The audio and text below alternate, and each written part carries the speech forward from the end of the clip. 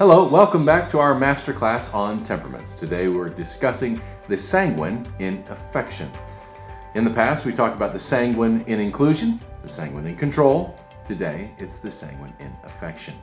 Once again, I'm here with my wife, Dr. Amy, and she's going to tell us all about it. So, the sanguine in affection has very high needs. They want a lot of affection and they also express a lot of affection. So once again, the sanguine is very true to themselves. They know what they want and they are usually really good about getting it.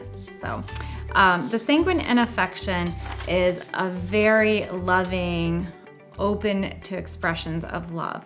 So when I am talking with somebody and trying to figure out what temperament they are, I can just say, are you a hugger? And if they said yes, that's sanguine in affection. There's your sanguine. There's the sanguine. The other temperaments, the melancholy, no, I am definitely not a hugger. Right. But the sanguine is very quick to touch people. If somebody's upset, they're going to go over and put a hand on the shoulder. Okay. They're just going to be very touch oriented. Right. So the sanguines can say I love you very easily. They love hearing it. They need it. Yeah. They suffer from anxiety if they're not told that they're loved on a fairly regular basis. Yeah. So it's said that the sanguine in affection actually has a skin hunger. Wow. They crave that physical touch. They really need to feel connected. What happens if they don't? A lot of anxiety. They will feel rejected. So the sanguine, once again, in all three areas of the temperament, need for approval is very high. Wow. Okay. Sanguines in affection have a skin hunger where they actually require physical touch from, especially a spouse. Yeah. So that is extremely important for them to have on, I'd say, a daily basis. Yeah. So if you're melancholy in affection, Yes. right? They're not hugging anybody. No. Right. Married to a sanguine in affection who actually has this need, this skin hunger. Yes. That's got to be a challenge in any kind of relationship. Yes. That is one of the most challenging matchups, the sanguine in affection with the melancholy in affection. And I would assume that if you are married and to a sanguine and you're a melancholy or vice versa, that kind of living out of your comfort zone is going to be a way of life. Yes. Yeah. As we talked about in the other video with the melancholy and affection, they do like intimacy. They will have sex, but they are not going to lay around and cuddle for a long time afterwards. Right. And the sanguine really, they need that cuddle time. They always want to be hugging and holding hands and sitting basically right on top of somebody on the couch. Yeah. And the melancholy is going to be like, I need my space.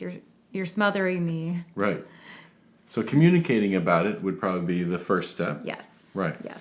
Understanding your temperament. This is why we do this, is so you can better understand your spouse, your friends, your family, right? Yeah. So the sanguine in affection also is known for maintaining. They maintain relationships with a large number of people. Oh, so wow. Yeah. the melancholy only has a few people in their circle. The sanguine has a lot, and they're able to express that love with all of them.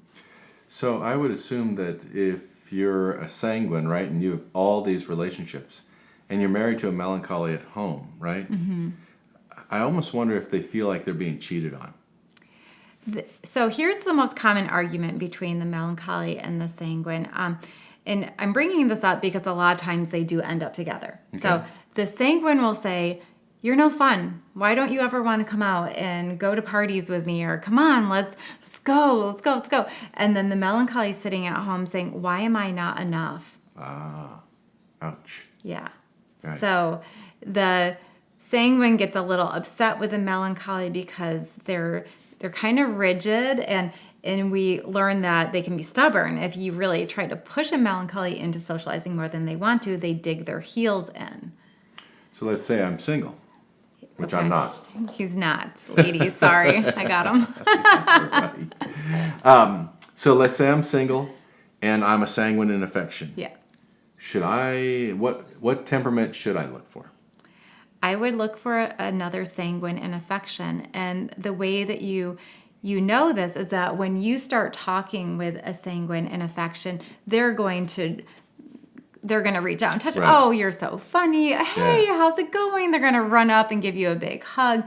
So when I do premarital counseling with people and I see that match up of the sanguine and the melancholy in affection, I have to really caution them.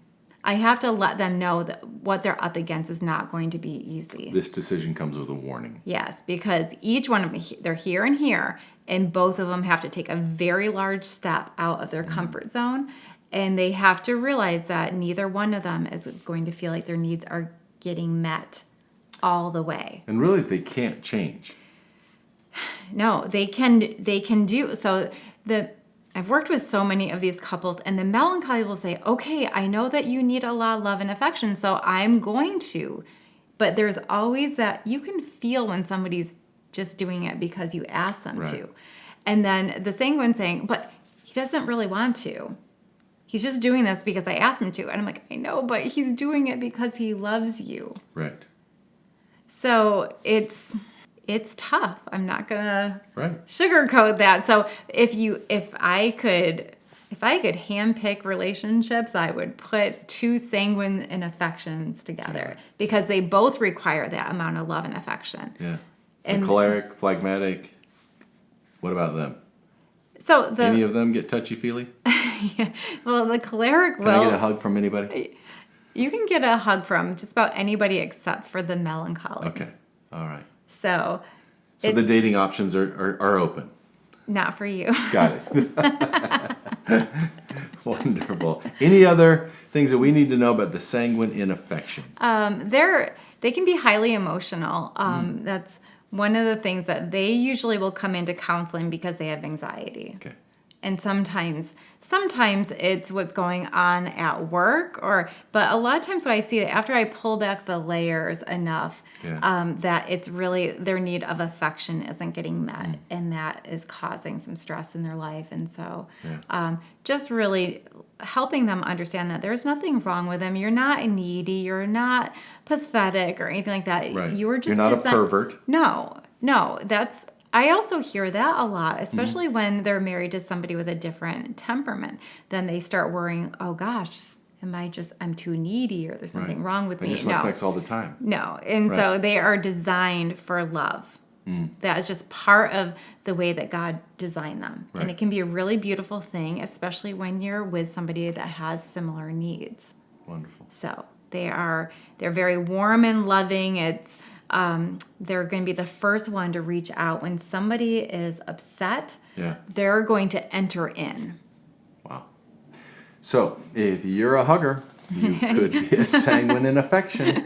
You better watch out. So, actually, thank you, gang, for stopping by again for this masterclass, The Sanguine in Affection. Hope to see you again in our next temperament class. See you soon. Bye-bye. There we go. We're getting pretty good, Mama.